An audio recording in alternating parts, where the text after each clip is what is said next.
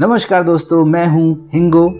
आपका स्वागत करता हूं हिंदी से इंग्लिश इन क्लासेस में, जहां पर हम एक एक कदम करके ये सीढ़ियां चढ़ेंगे और हिंदी माध्यम से इंग्लिश मीडियम की ओर चल पड़ेंगे। तो दोस्तों, आज की हमारी थीम है हमारे घर, आवर होम्स।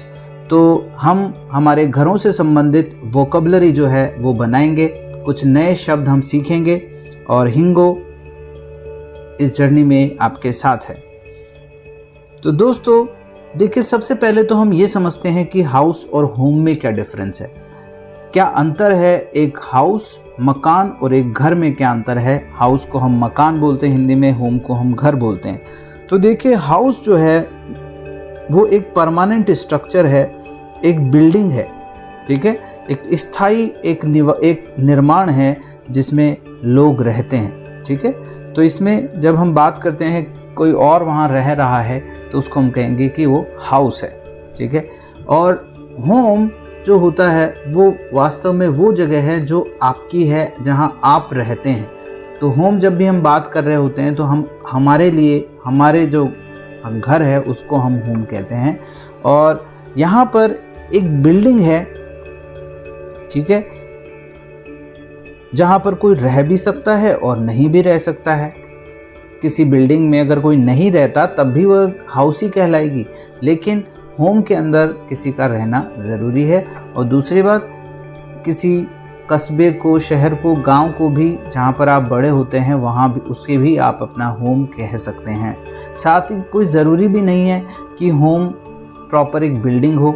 एक गुफा को भी आप एक होम कह सकते हैं, एक जंगल को आप एक होम कह सकते हैं। तो होम वो जगह है जहां आप रहते हैं, जहां आप बिलोंग करते हैं। हाउस एक बिल्डिंग है, एक परमानेंट स्ट्रक्चर, ठीक है, जहां पर कोई रहता है। तो हाउस, तो इस क्लास में हम हाउस के कितने प्रकार होते हैं, कितने तरह के मकान घर हो सकते हैं, उनके बारे में हम बात करेंगे। और एक घर की कौन कौन सी मुख्य संरचनाएं हैं, रचनाएं हैं घर के अंदर और बाहर, उनके बारे में हम बात करेंगे। तो दोस्तों जुड़िए रहिए हमारे साथ। देखिए, एक शहरी परिदृश्य का वर्णन हम कैसे करेंगे। Describing the urban landscape, describing the urban landscape. देखिए, यहाँ चित्र में आपको दिखाई दे रहा है एक शहरी परिदृश्य। शहरी परिदृश्य में हमें क्या क्या दिखाई दे रहा है, जरा देखें। तो यहाँ पर देखिए, आपको बहुत सारी बिल्डिंग्स दिखाई दे रही हैं, बहुत सारी बनी हुई स्ट्रक्चर दिखाई दे रही है। यहाँ पर आप देखिए, इनको हम बोलते हैं multi storey buildings. Multi storey buildings, ये मल्टी स्टोरी बिल्डिंग्स हैं, ठीक है। इनको हम अपार्टमेंट्स भी बोल सकते हैं। यहाँ बहुत सारे अपार्टमेंट्स हैं जिनमें लोग रहते हैं और ये वास्तव में हाउस स्ट्रक्चर्स हैं, लेकिन ये शहरों में बहुत सारे घर एक के ऊपर एक बनाए जाते हैं, मल्टी स्टोरी बिल्डिंग्स। इसी तरह से यहाँ पर ऐसे भी घर हैं जो कि मल्टी स्टोरी नहीं हैं, जैसे कि ये यहाँ पर, ठीक है। तो ये हम एक हाउस बिल्डिंग ये है। यहाँ पर देखिए, इनके अलावा यहाँ इस पूरे एरिया में ये सब ऐसे घर हैं जो पूरी तरह से बने हुए भी नहीं हैं। इनके ऊपर टिन पड़ा हुआ है, किसी के ऊपर ईंटें पड़ी हुई हैं, किसी के ऊपर प्लास्टिक का कचरा पड़ा हुआ है, प्लास्टिक से ही छत बना दी है। तो इस तरह के जो छत होते हैं, घर होते हैं, इनको हम स्लम हाउस कहते हैं, कच्ची बस्ती जिसको हम बोलते हैं। तो ये कच्ची बस्ती जो है वहाँ पर स्लम हाउस होते हैं। और स्लम हाउस वास्तव में जो भी मटेरियल अवेलेबल होता है, चाहे वो टिन हो, चाहे प्लास्टिक हो, कोई पत्थर हो, उससे घर बना लिया जाता है। और एक तरह से ये टेम्परेरी होता है, परमानेंट नहीं होता है, ठीक है। तो यानी स्ट्रक्चर जो होती है वो परमानेंट नहीं हो पाती है क्योंकि इसको प्रॉपर नहीं बनाया जाता है। तो ये स्लम हाउस है। तो यह एक शहर का एक परिदृश्य है। और आगे चलते हैं, एक दूसरे चित्र के माध्यम से समझते हैं। देखिए, ये एक घर को पास से दिखाया गया है जिसमें आपको एक परिदृश्य दिखाई दे रहा है। इस चित्र में आप देख सकते हैं कि एक आकाश है और पहाड़ियाँ हैं, हिल्स, और हिल्स के ऊपर एक मोबाइल टावर लगा हुआ है। यहाँ पर सोचिए कि आप अपने घर पर, अपनी छत पर टहल रहे हैं, आपके साथ कोई दोस्त है, या आप किसी से फ़ोन पर बात कर रहे हैं और आप उन्हें अपने घर के परिदृश्य का वर्णन करना चाहते हैं तो आपको कुछ शब्द आने चाहिए, वही शब्द मैं आपको बता रहा हूँ। तो यहाँ पर देखिए बहुत सारी बिल्डिंग्स आपको दिखाई दे रही हैं जो कि लोगों के घर हैं, हाउसेज हैं, ठीक है। यहाँ पर एक घर जिसकी हम बात करें, यहाँ पर आप देख सकते हैं ये जो हाउस है इसकी दीवारें हमें दिख रही हैं बाहर से, यह है इसकी साइड वॉल है। यहाँ पर देखिए ये बैक साइड से वॉल दिख रही है तो इसको हम बैक साइड वॉल बोल सकते हैं, बैक साइड वॉल। और यहाँ पर ये इस घर का फ्रंट साइड है, इस तरफ, this is the front side यानी कि सामने की तरफ। और फ्रंट साइड में देखिए यहाँ पर एक इलेक्ट्रिसिटी पोल लगा हुआ है, यहाँ पर जो है यहाँ पर एक जाली देखिए, लोहे की जाली अक्सर घरों में रहती है बंदरों से सुरक्षा करने के लिए। ये जाली जो है इसको हम बोल सकते हैं आयरन मैश, आयरन मैश हो गई। अब चलिए इसकी छत पे चलते हैं, ये है छत।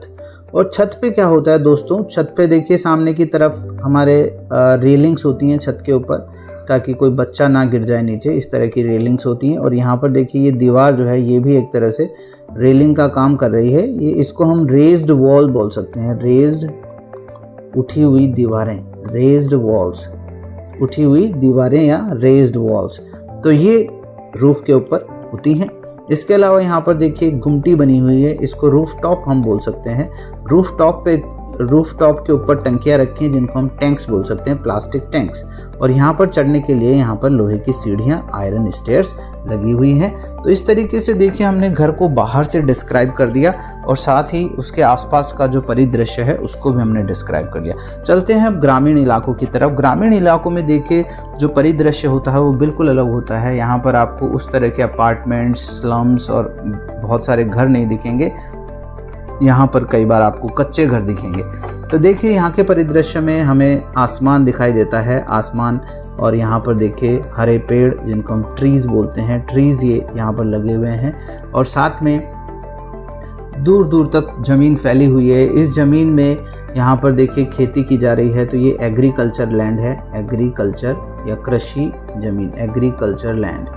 तो एग्रीकल्चर लैंड है और एग्रीकल्चर लैंड में आप देख सकते हैं ये कच्चे घर बने हुए हैं। इन कच्चे घरों को हम कच्चा हाउस बोल सकते हैं, KUTCHA, कच्चा हाउस। और कच्चे हाउस में क्या होते हैं, हट्स आपको काफ़ी देखने को मिलेंगे जो बहुत पुराने गांव हैं, वहाँ आज भी आपको झोंपड़ियाँ देखने को मिलेंगी। झोंपड़ियाँ जो होती हैं वास्तव में इस तरह की रचना होती हैं जिसमें लोकली अवेलेबल यानी कि आसपास से उपलब्ध चीज़ों को काम में लिया जाता है, जैसे मिट्टी यानी मड, इसी तरह से घास फूस, ग्रासेस, लकड़ियों की टहनियाँ यानी कि ब्रांचेस, ठीक है, इसी तरह से स्ट्रो थैच जो होती है जिसको हम फल्डा बोलते हैं, या जो सेकरम मुंज होता है, प्लांट होता है सेकरम, या जिसको मुंज प्लांट भी बोलते हैं, उसकी जो लकड़ी होती है उसको स्ट्रॉ थैच बोलते हैं। तो उससे भी, जैसे यहाँ पर आप देख सकते हैं स्ट्रॉ थैच, यहाँ पर भी स्ट्रॉ थैच है, ठीक है। इसके अलावा टिन भी यूज की जा सकती है, आजकल गाँव में टिन भी यूज़ हो रही है। तो इस तरह से इन चीज़ों से मिलाकर, या फिर पाम लीफ हो सकता है, यहाँ देखिए, ये यहाँ पर देखिए पाम लीफ।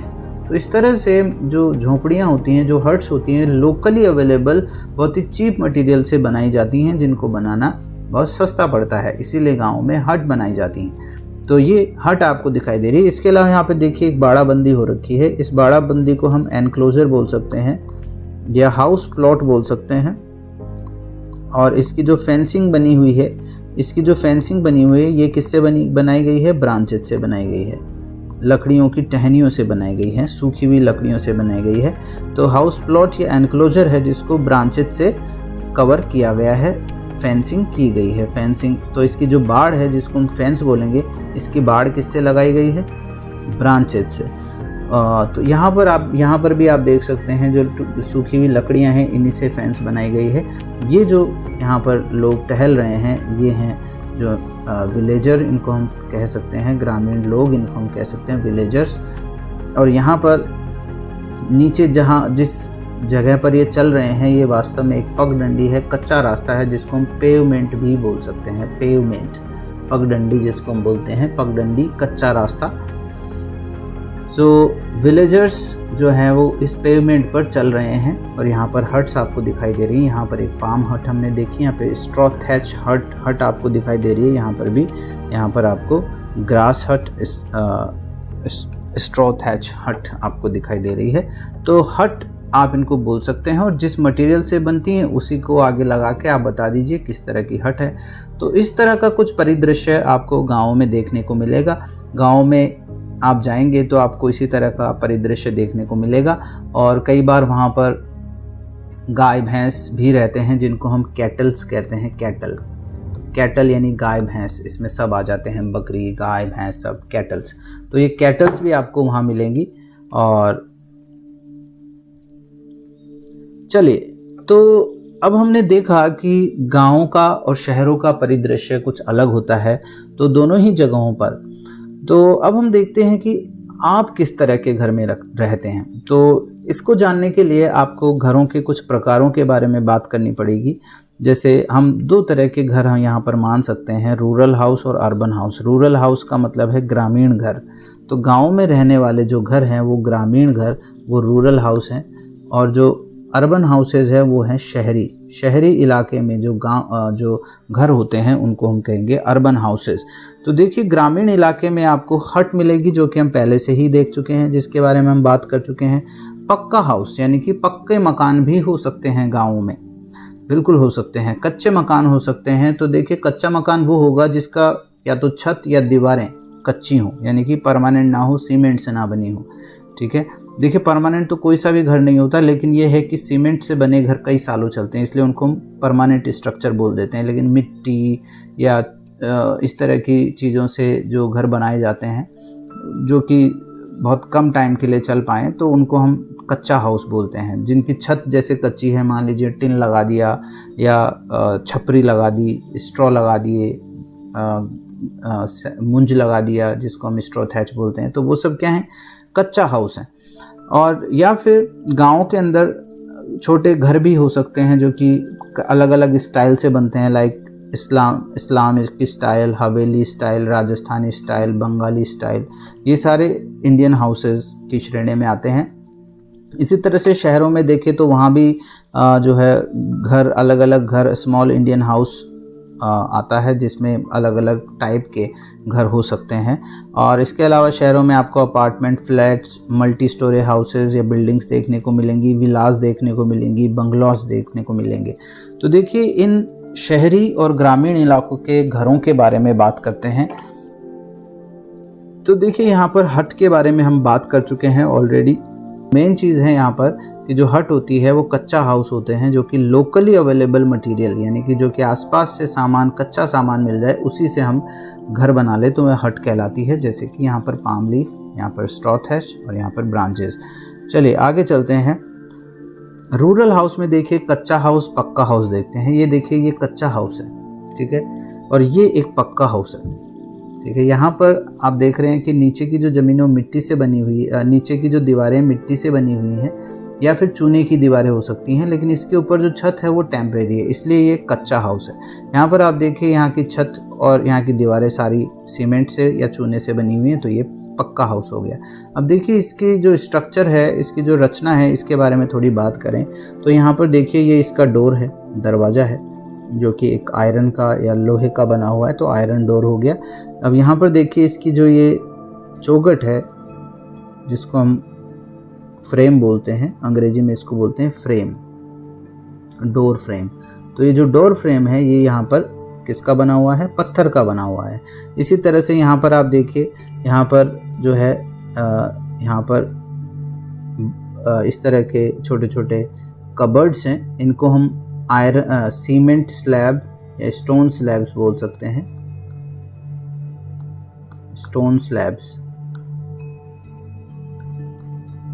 तो ये जो है छोटे छोटे कबर्ड्स हैं जो कि बाहर की तरफ बने हो सकते हैं। और यहाँ पर आप देखिए, इसको हम बोलते हैं रोशनदान या वेंटिलेटर।